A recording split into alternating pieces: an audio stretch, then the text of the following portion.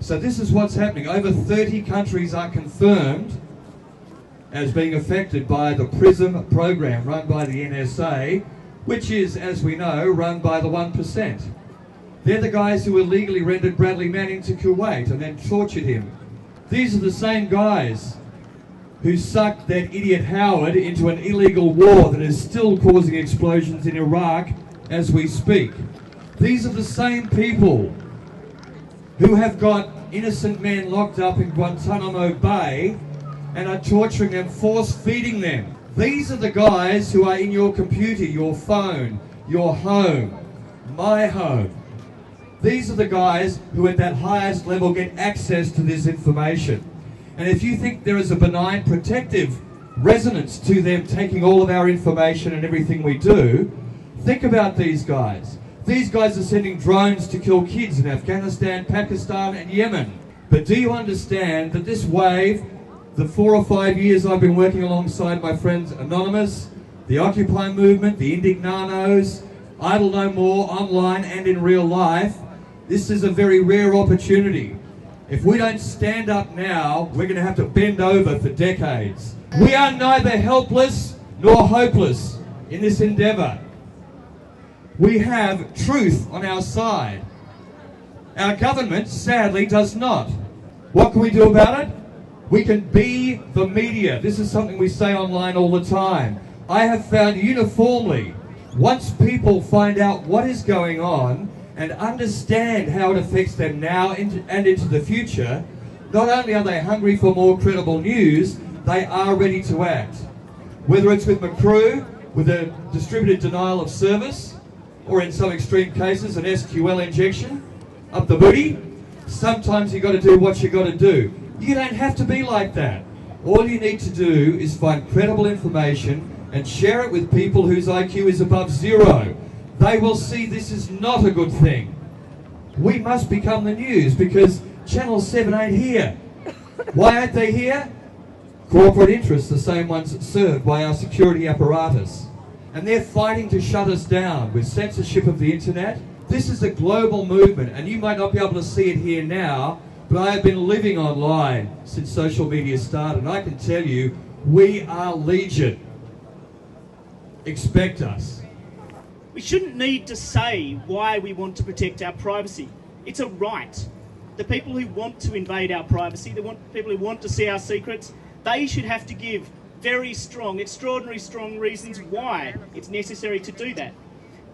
They tell us it's necessary to fight terrorism. They tell us terrorism is such a terrible threat, even though it affects so few of us directly, that it's necessary for our rights, all of us, everybody, to be violated in unprecedented ways. Terrorism is not a new threat. Terrorism has been fought successfully without wholesale mass surveillance of the population in the past, and it can be again. It's just today's excuse.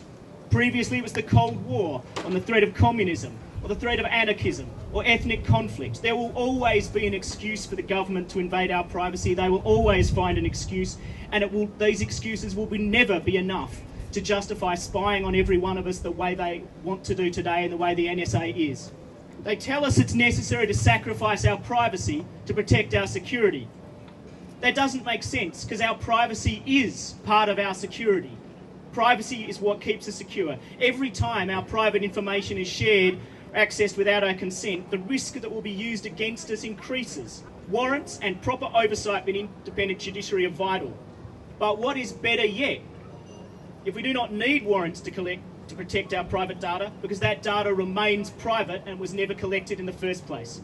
And when the surveillance state has shown it cannot be trusted, and the government cannot oversee them, what we need is whistleblowers.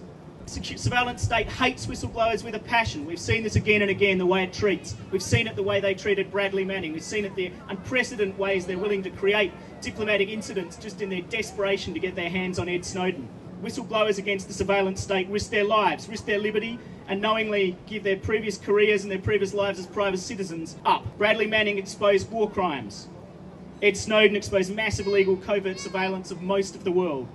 WikiLeaks has again and again helped expose the way in which the public is deceived, and organisations like them. Some of us are going to say that PRISM is a US issue, that it's an affair of a foreign state. PRISM is explicitly designed to spy on us. on foreign users of US internet services. And it's well known that intelligence agencies that are forbidden to spy on their own people, like the CIA for example, they know how to get around it. They've got a classic way to do it. You get an allied agency to spy on them instead, and then you do swapsies with the data, and that way both of you get to all the surveillance you want. Australian agencies work closely with US agencies, like the NSA and the CIA.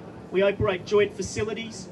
We deserve answers to how those facilities are being used.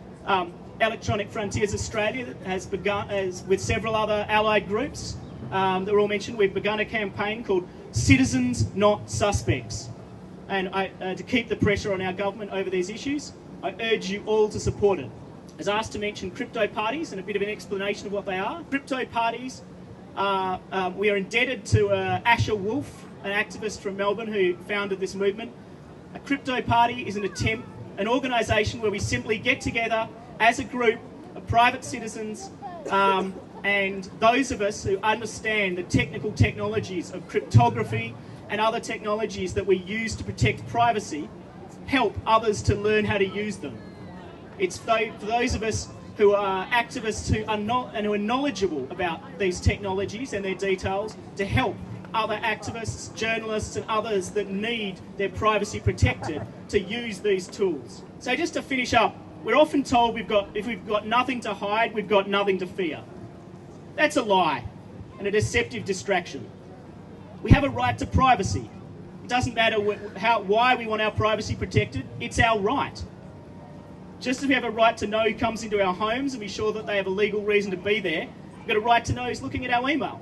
And we know how they feel about secrecy and how important they think it is by the way they obsessively guard their own secrecy. We do have something to fear from empowering the secret state, no matter who we are, and we should stand up against it. We must reject the argument that it's necessary to violate our privacy to protect our security, because our privacy is our security. Thank you.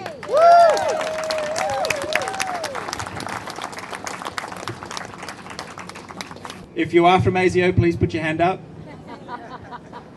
We do have agency to come out and organise. We do have some freedoms here, and it's very, very important that we use them, because if we don't, we are going to lose them. It is that simple.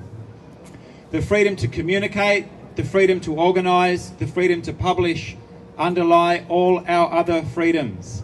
This campaign underlies all of the work that we do, because these tools that have been set up during the Cold War to target terrorists and to spy and surveil as two superpowers stood off against each other with nuclear weapons for 40 years, these tools are now being turned on occupiers, on Aboriginal land rights campaigners, on anti-whaling campaigners, on climate change demonstrators, and on us.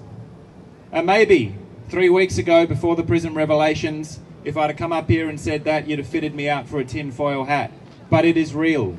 It is occurring, and we know that it is occurring. Here's some good news. The President of Venezuela this morning announced that if he can get himself there, Edward Snowden has a safe harbour.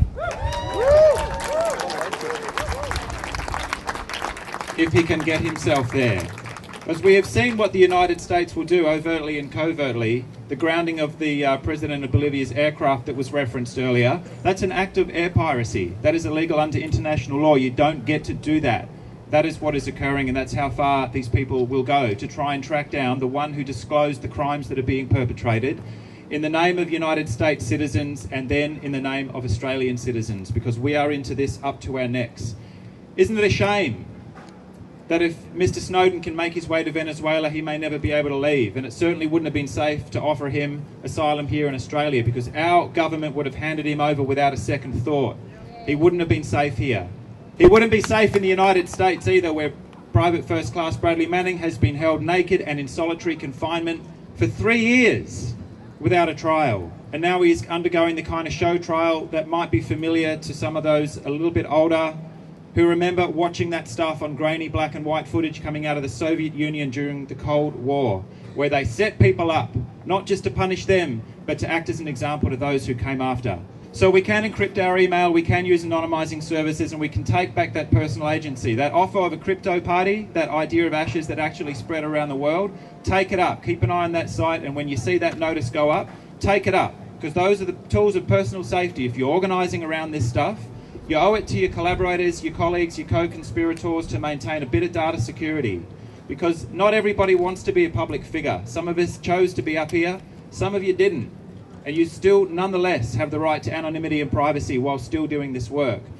So take advantage of those opportunities when we get some technical people in a room, but it won't be enough. We need to organise collectively as well and change some of the institutional setups that have let this happen. Reforming freedom of information legislation and bringing the security and policing agencies back into it. Proper protection for whistleblowers. At the moment, the Parliament just passed whistleblower protections. We voted for them because they were better than nothing, and as usual, a bunch of our amendments got diced by bipartisan consensus. But if you're a whistleblower working for ASIO or the Federal Police or ASD or any of the other agencies of the Australian security estate, you do not afford whistleblower protections. They are completely exempt. That needs to change as well. We also need immediate disclosure of the degree to which Australian security and intelligence agencies are collaborating with the US government, the so-called PRISM system. We hear anonymously that Australia is up to its neck in it. That is happening in our name, and that has to change. No more warrantless surveillance. There were 300,000 warrantless requests for data on Australian citizens, nobody needing to be accused of any kind of crime, without a warrant, with a rubber stamp on a piece of paper. 300,000. It is time that these agencies got a warrant. It's that simple. And finally, surveillance needs to be restricted to those suspected of involvement in violent or organised crime or acts of terror. That is also very simple.